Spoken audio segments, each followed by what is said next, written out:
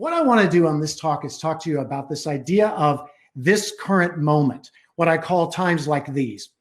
Contrary to what you think, and I know it's painful because we have a lot of challenges right now. A lot of really interesting things are happening. We're seeing things for the very first time. Globally, we're impacted. Our economies are decimated. This is a tough moment, but I want to have you think about it slightly differently, if you don't mind. This is a moment, actually, in which extraordinary people step up. This is a moment when heroes show up. This is a moment when you're going to start, in the next period of time, you're going to see some really interesting people emerging, causes emerging, businesses emerging. This is a really interesting moment to look for this opportunity in the moment, but also the possibilities. And I want you to think heroes. I was talking to Neil Ryland yesterday, and Neil, as you know, from Pecan, he's the CRO there, and he gave me this idea. And the idea is this. He said he asked his teams this question: how did I get through COVID? And here's why he asked that question of the team. Imagine, if you will, over the next 2 years, 5 years, children, grandkids, depending on your age, are going to ask you the fundamental question. Hey, mom, dad, how did you get through COVID? And I want you to think about that question. Who were you? How did you show up? What kind of person were you in this moment in time? Because that's the question you're going to be dealing with for a lifetime. So I'm going to ask you, as we go through this talk, to really consider this idea. How did I show up? Who was I in this moment? Write that question down, by the way, if you don't mind. And then let's see if that gets you where it needs to be. So that's the question. How do I get through COVID? Now, what I believe is this. I think that this moment is really going to be about leadership and about how you and I lead. And the fact is, whether you admit it or not, we're all leaders. I think most of you as salespeople, you understand this idea of being a leader. And what it really means is this. Leadership right now is personal. Think about what we're doing right now. This is very intimate. I'm actually broadcasting into your house. You are right now in my house. We're living a very personal world right now.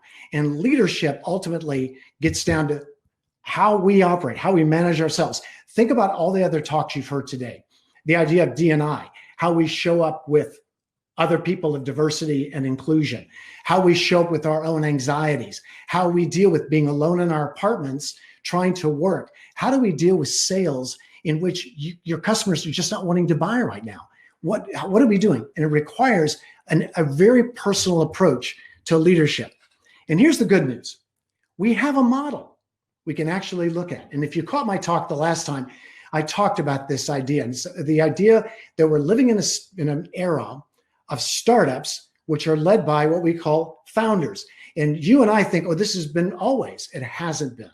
This idea of startups and founders is a very new thing. Now, if you think about how they think, there's been a lot of work done on this idea of how founders think. One of the best ones is Bain & Company. This idea of the founder's mentality. It's really the three things: frontline obsession, insurgency, and an owner's mindset. And when you think about the frontline obsession, all that is they're very caught up with customers. They're very caught up with what happens with the product on the front end.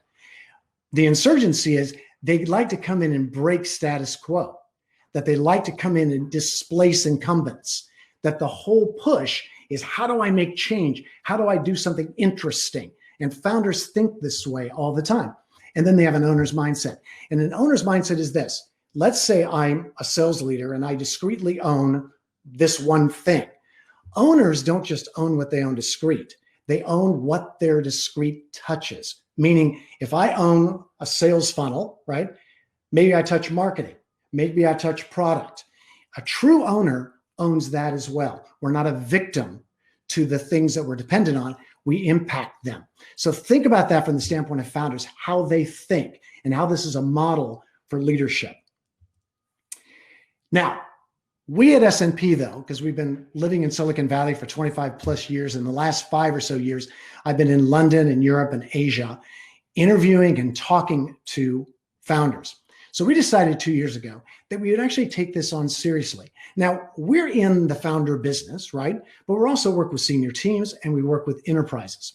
So how can you translate what these founders do into senior teams, leadership, into the wider teams of a company, and all the way out to an enterprise? So what we decided is Yes, Bain's done work. A lot of other people done work, but there must be more. And we discovered that there is. So after all of our work, here's what we found. These 6 elements of what it means to be a founder. Student all the way through to being future oriented. I'm going to break this out a little bit and show you what this means and why it's important to you right now during this COVID moment, this times like these, this heroic moment when we can show up in a way that we can even surprise ourselves. Now, the good news is with this is it's learnable. Now, we all can't be founders, and let's not fool ourselves. I know everybody thinks you want to, but any founder will tell you that it's tough to find a business to make it actually happen. It's very tough to be an entrepreneur driving something forward. But there's elements of it that we can learn, the skills, the way to think, all of that.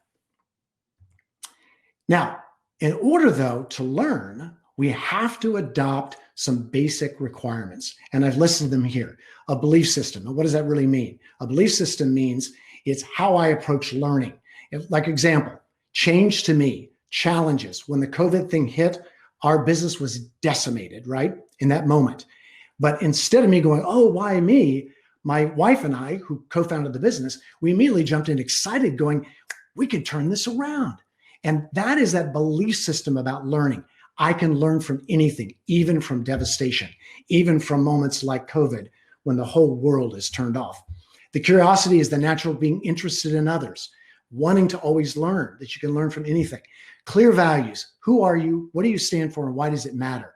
Get that buttoned up. And then at the end, this is a real challenge for all of us. How do we manage our ego, our self-interest, and ambition? And those 3 things are needed. They're essential, but unmanaged, they get out of control. So if you have this learning in your head, now let's take a look what this looks like. We broke it into 6 mindsets. And I'm not going to run through all of these. I'm just going to touch on them lightly. But these first 2, student and team, the concept really being always learning. And then the team is you can't run alone, right? You run alone, you can run fast, but if you run with a group, you can go far. That concept is really critical to founders. They have something called the first follower. If you ever get a chance, go on YouTube and type in first follower, and you understand this concept that founders know, which is these first people that follow you are really critical to the business. The next 2 are biased action and relentless. Now, if you notice with these, we know this about founders. They have a biased action. This can also be painful. If you work for a founder, you know how these 2 things can be just really painful. But the idea of relentlessness, meaning I'm a salesperson. I'm facing a market in which I can't even get my customers on the phone. They don't want to buy. A relentless founder finds a way. They don't accept it can't be done because in their world, everything can be done. So, and that's a belief system that they drive forward. So this idea of biased action and relentless is really critical. And then the last 2 are what we all think about when we think about founders. This idea of being mission focused and being future oriented. Now, the mission focused thing is really that Simon Sinek idea of get the why clear in your head. Why am I doing what I'm doing? Why does this matter? What's the nobility in it? And then you'll see some of the things that we're under each of these. We kind of have the courses that we've built. And by the way, all these are virtual as well. And these are available to people to take. So we're rolling this out. It's a really interesting curriculum for folks. Now, here's where it lands. At the end of the day, when you think about this founder thinking, leadership, personal leadership, it really gets down to 3 things: choice, responsibility, and ownership. My father was a military black ops dude, special forces. And he taught me a very interesting concept about choice. I asked him when I was like 12 years old, I said, Dad, when you're putting together, your men to go do the things that you do, getting in a helicopter and being dropped in the night, generally as teams of 8. And when they had to go with their big guns and all that damage, I said, Dad, how do you choose who goes with you? And he said, well, the first thing is I don't choose believers. I choose instead people who choose to believe. And I remember at 12 being very confused. What's the difference between a believer and someone who chooses to believe? As my father said, it was all about the choice. Believers, when they hit the ground, if the facts have changed, or if your intelligence has told you there'd be only 50 insurgents and you're facing 500, believers collapse because the facts have now changed. And they get all, oh my God, I didn't expect 500. People who choose, who make a choice, an intentional choice, they land, they see 500 insurgents, And they go, well, we're in the gig, and they jump in. And for my father, this idea of choice as a leader was a critical component. So think about that for yourself and for the teams that you have around you. Choosing to believe, choosing the mission, choosing to do battle, right? Responsibility is this idea of I cannot, I can be a victim to COVID if I want, but I'm responsible for how I respond. I'm responsible for who I am and how I show up to the challenge of the day. And then the issue of ownership is what I explained earlier. Ownership is not just owning what I do, it's owning everything that touches it. And that's a critical component of thinking like a founder. So the question is this: what if we all thought like founders? Just think about that for a second. What if during a moment like this, we actually thought, acted, plugged ourselves in that way? Well, here's the thing. How would we face the decisions we have to make? How would we face the challenges? How would we face the fear, the ambiguity? You face it very differently if you don't think like how founders think, right? So here's why this is important. Those of you watching this right now, you may not know this, but I'm going to tell you, you're stepping into a whole new world. And you can look at that new world and go, it's going to be horrible, it's bad. Or you can look at this new world and go, it's an opportunity. We can be something different. We can be great here. And right now, this new world is demanding leaders, you.